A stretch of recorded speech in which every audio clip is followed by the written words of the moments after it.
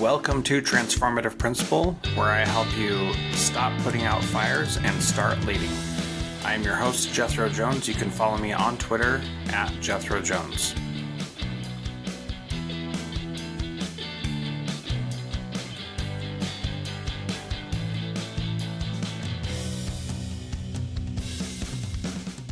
Welcome to Transformative Principal. It's my monthly check-in and coaching call with Eric Makelky, principal in Wyoming, who you have been hearing do the interviews on the show lately, and I'm really enjoying it. And Eric, welcome. How are you feeling today? Great, Jethro. How are you this morning? I'm doing great. This has been a really fun interview process, and I'm kind of thinking that we should take these episodes and write a little ebook from it for people or something like that. What do you think about a collaboration like that? I think that's a great idea. I think that was kind of our whole goal when we set this up is you're doing the coaching with Jethro and looking for help and looking for resources, and especially being a new principal. That was kind of the whole idea, is to make it something that other people would want to access. So I'm all for that. Yeah. Well, I'm having a lot of fun with it. I think that it's good, and I think people are enjoying listening to it. So I've had a couple comments come in, and hopefully you've gotten some good feedback as well. We always hope for that, but it doesn't always work out that way. Yeah. Well, you told me that when we set this up this summer. You said you'll be surprised how many listeners you hear from, and I believed you, but one thing that surprised me was how many people I know, like friends, that are like, "Hey, you're on the podcast," and I didn't know they were listeners. Oh yeah, that's interesting. They're like, "Yeah, I've always listened to the Transformative Principal." Then I heard Eric Makelky. I'm like, "Wait, Eric Makelky, like the Wyoming Eric Makelky?" Yeah, it's really him. The other element that's been interesting, one of our teachers here at the school told me a few weeks ago that they started listening to the show.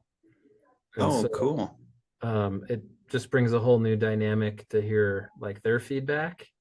One of them just this morning was like, "Hey, I was listening to your episode with my wife on the road trip this weekend, and had some really interesting ideas and thoughts to share." Good.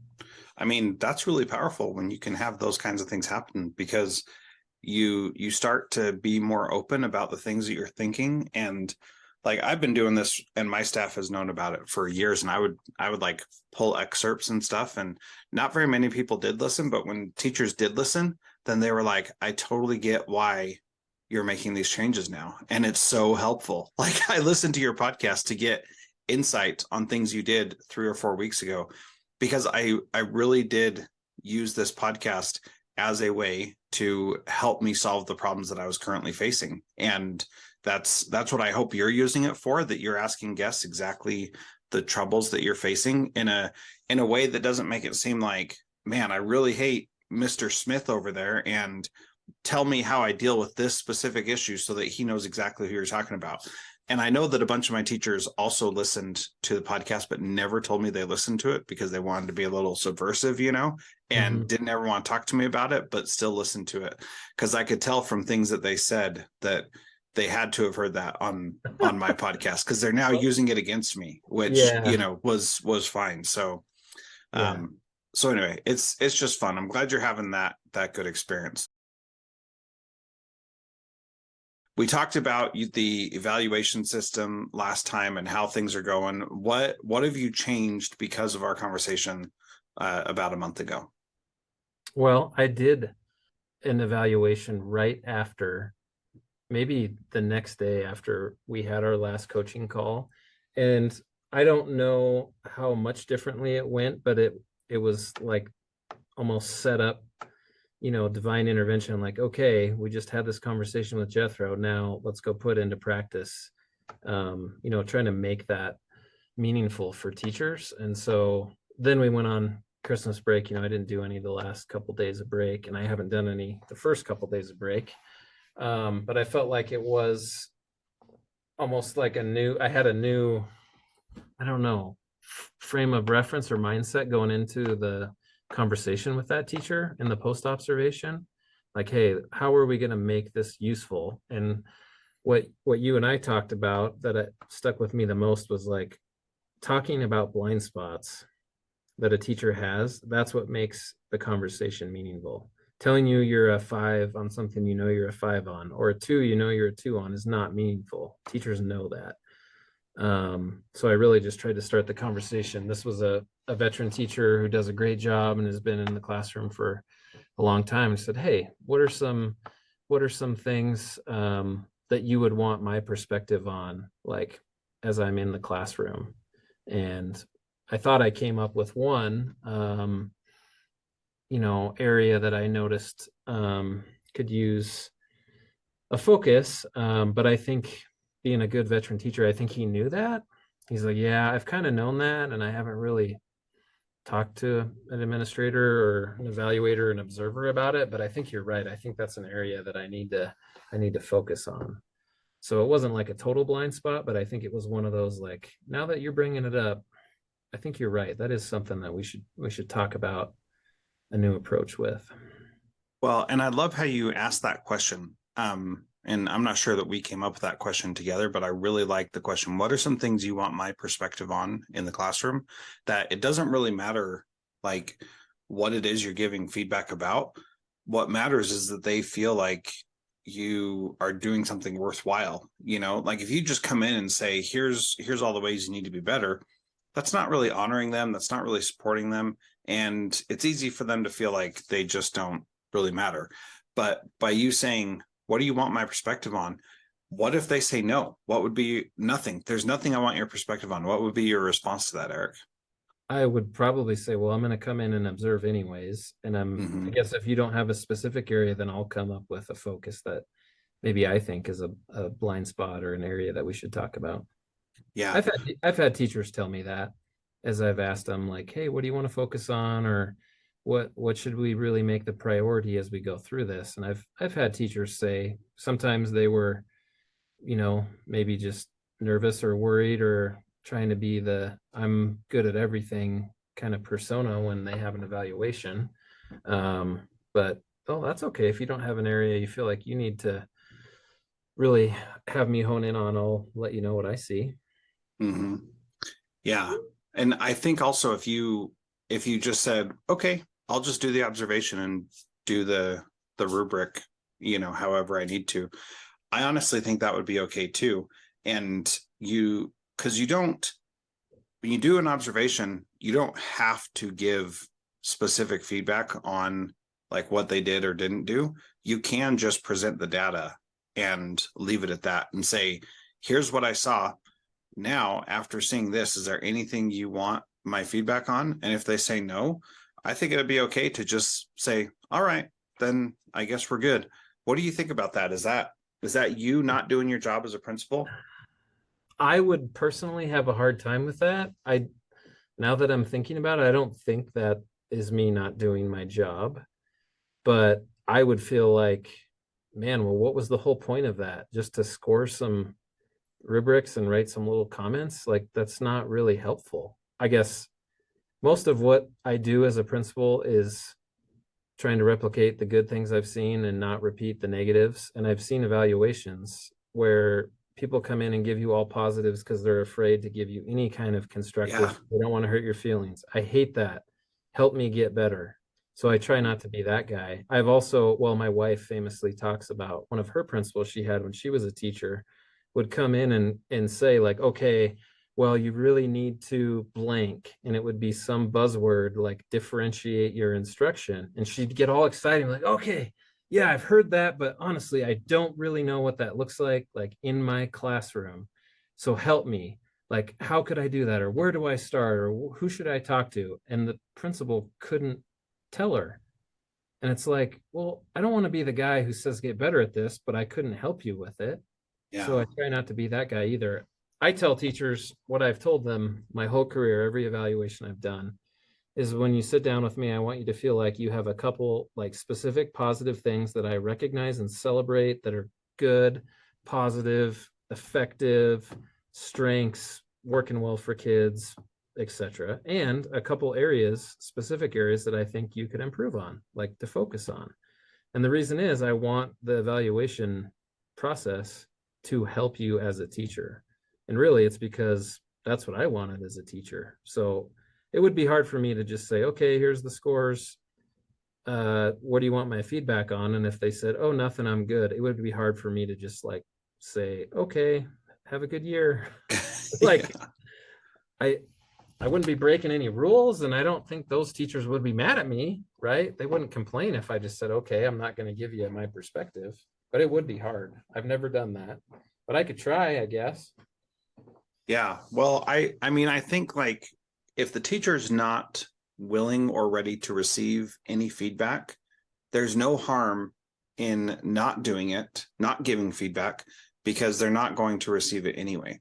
Yeah. So I feel like we as principals sometimes feel this need to give feedback, even if it's not wanted or warranted or helpful, because we feel like that's what our job is. And I don't really think that that's what our job is in the evaluation process.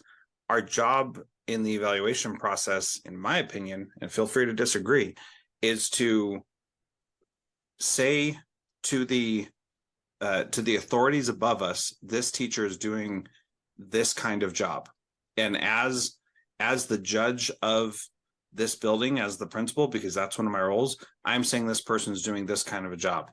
Now, if they don't want your help getting better or are too afraid to ask for help, I think you only build trust and support by not giving them feedback if they're not looking for it. That makes sense? What do you think? Yeah. Yeah. So, I mean, when you have that conversation, if you sat down one-on-one with the teacher and said, okay, here's the rubric and the scores and the form. Now, is there any area you want some specifics on or my perspective on? Yes or no? And they said no. You're right. I mean, I could tell them one thing or 8 things. They're in their mind, if they're being honest with me, like, no, Eric, there's nothing that I want to hear from you. Yeah. I'm not going to change. I don't care what you think I should do or could do. This is what I'm doing, and it's working. Have a good year. Unless it was something, and you shouldn't be having that conversation in a teacher observation formal Exactly. email, right? Yes. Because I think a lot of people, like not in education, think you do teacher evaluations to make sure they're not like, hurting kids or doing something really bad or illegal. And that stuff shouldn't be addressed in an evaluation. That should be addressed when it happens. Yeah. So if you're listening to this and you think we are like totally ruining our jobs and not doing what we should be doing if we don't give feedback, I definitely want to hear from you at Jethro Jones, jethrojones@gmail.com. Like, let me know. I want to hear what you have to say, because I over time, I feel more and more strongly about this, that giving feedback when it's not wanted does nothing but harm. Giving feedback when it is wanted can actually help the person. So, I think about it as a teacher, as an English teacher, when I would give kids essays and I'd give all this feedback on their paper. And then no matter where I wrote the score, on the top of the front page or the bottom of the last page, they would look at the score and throw away their homework or their work, because they just didn't care. All they wanted was that score, and that was all that matters. Now, if we're trying to change what that process looks like, then you're going to be having a lot more informal feedback conversations that have nothing to do with the evaluation itself, because you're in teachers' classrooms, you're checking in with them more often, you're doing things to help them out. I think that that's personally a better way to go. So any final comments before I ask you what's on your mind? Well, you warned me that the evaluation could be a multiple coaching session topic. So I don't want it to turn into the whole episode. My last thought, I guess, I'm gonna try it when I do one in the near future, and just start with, before I even come in and observe, hey, what do you want to get out of this? Like, I'm gonna fill out the form, I'm gonna give you scores, I'm gonna submit it, but what else do you want to get out of this? And I'm just gonna see what they say. Cool. I think that's going to be fun. And I think it's going to, if they're like, if you have to do it, then just do it. Like, those can be some really short meetings, right? And we talked last time about how much time this all takes, and if you can make it much shorter, like that's not necessarily a bad thing. I just felt heartbroken because I'm having flashbacks to I had a superintendent once do my evaluation, which I was all excited for and kind of nervous for. And I got an email, hey, form's done. Look it over. If you don't have questions, I'll sign off on it. And like not even a conversation unless you need it. And I kind of felt disappointed in that. Like, oh, it's not worth even like scheduling a 15-minute meeting with me. But maybe that's why he was doing it. Like, all right, Eric, you know where you're at. I know where you're at. And unless you want my help, just sign the dang thing and let's move on. Yeah. So what would you say then if he asked you what you want out of that evaluation? In that situation specifically, what would you have said? Oh, I told him I wanted to have a meeting and he asked me why. And I said, well, what are some areas that you feel like I could get better on? You know, Uh-huh. and he's, that because that's what I wanted, I guess. If I was the teacher and you were my principal, I would tell you, like, all right, Jethro, yeah, you got to come in and sign the form and score the sheet, but can you help me find no more than 3 things that you think I could get better at and then help me do it? Yeah. That's what I would tell you, but that's me. Yeah. So so this is me speaking. Like, what if I said, hey, what I want to get out of this evaluation process is I just want you to pat me on the back and tell me I'm doing a great job. So I don't want Ooh. any feedback about things that I'm struggling with. I just want you to talk about all the good things. It's the middle of the winter. It's cold. It's dark. Like, I just need a pat on the back and some encouragement. What would you say to that? I would hope I'm going to give you some. I want to give all teachers some as part of that, and then I would tell them, "Man, I'm glad you let me know that you need that from me, and that's not a strength of mine. But shoot, I will find some ways to try and be your cheerleader and give you positives and encouragement throughout the year. Hopefully, you're not waiting till your once a year evaluation to get that feeling of approval or affection from me. Like Yeah. I need that. I've had one teacher tell me that, like, I just need a cheerleader. And man, Mhm. if you know me, I don't wear a lot of skirts and I don't own any pom-poms, but I'll try. Yeah. Yeah, that's really interesting. It takes vulnerability for the teacher to ask for feedback. It takes vulnerability for them to ask for cheerleading. And it doesn't really take vulnerability for them to say, no, I don't want anything. Right. Yeah. So I think depending on where they're at mentally and with their relationship with you, they could ask for nothing, feedback, or just a pat on the back. But those last two, I think, are much harder than to say, I don't want anything, and so that's where I would think if somebody had a request of just pat me on the back, you would probably go out of your way more than just in that evaluation process to give them pats on the back. What do you think there? Yeah. Yeah. That's what I would want to know. Just like if someone said, I need help with this, I wouldn't want to wait until an evaluation to say, oh, I can help you with this. Yeah. It's too So late. yeah, it's too late the when you get to the evaluation. So I had a teacher who did tell me that she was just really struggling and she just needed some good positive feedback. And so I made a goal for myself to go into her classroom every single day, and I stayed in her classroom until she saw something that I could compliment her on, and that I could say, this was good, I'm proud of you, way to go, because that's all that she needed. So I didn't tell her that was what I was doing, but I just started doing it.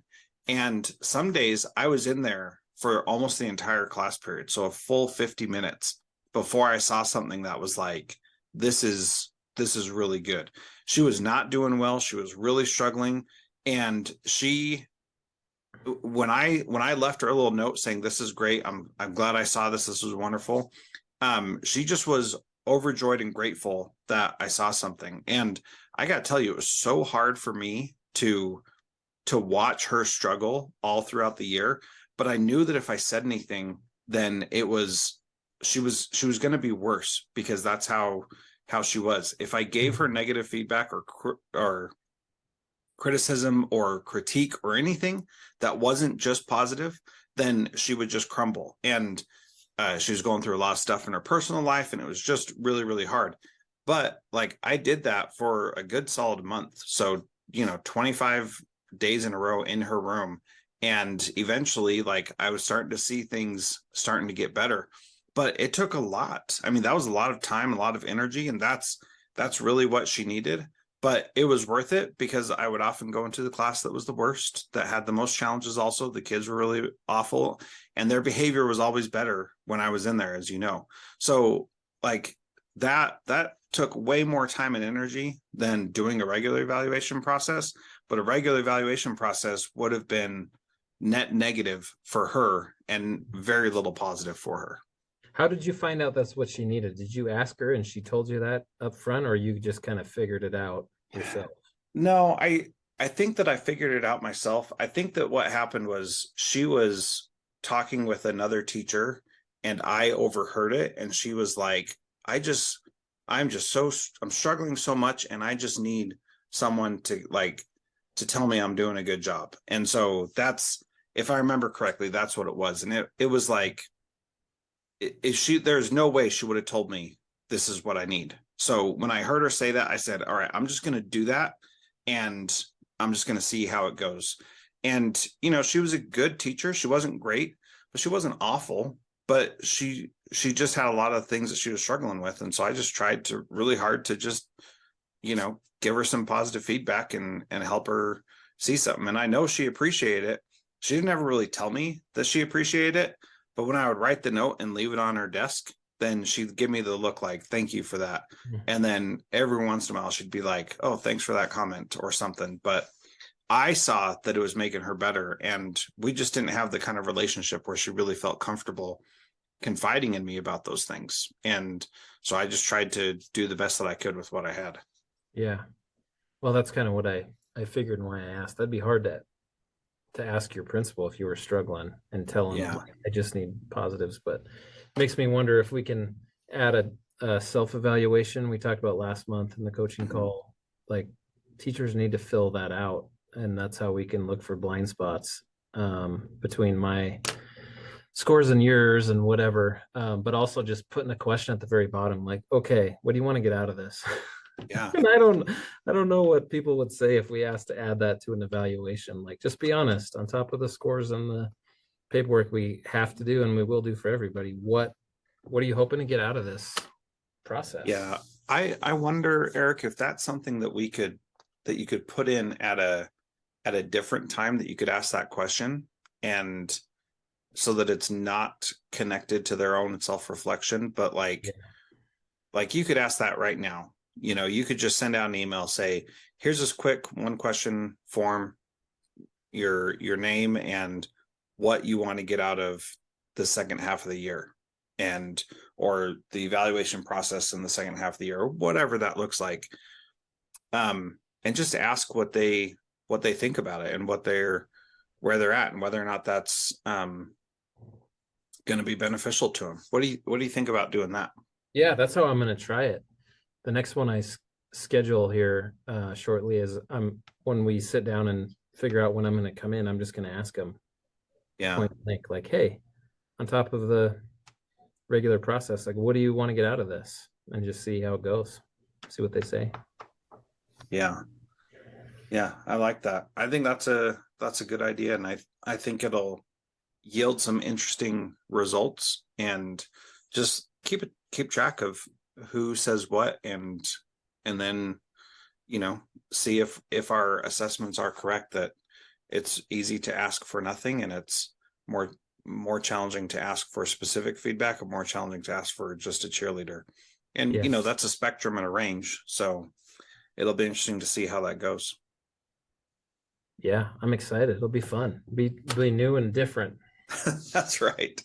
And I mean, I really think that you'll be saving a lot of time. One, I think your meetings will be shorter and more effective, but also you'll be working on those things they want to get out of it outside of the formal process, which is really what we want to get to, because really the formal process is a hoop to jump through for the district. And as we talked about ad nauseum last time. So Yeah. that's good. Okay. Well, we are just about out of time here. So any final words that you have to say before we close it up? No, thanks again for your help. And as always, giving me something to work on and think through. I always look forward to our coaching conversations, and feel better when we're done than when they start. Yeah, good. I'm glad to hear that. That means it's working. Yeah. That's good.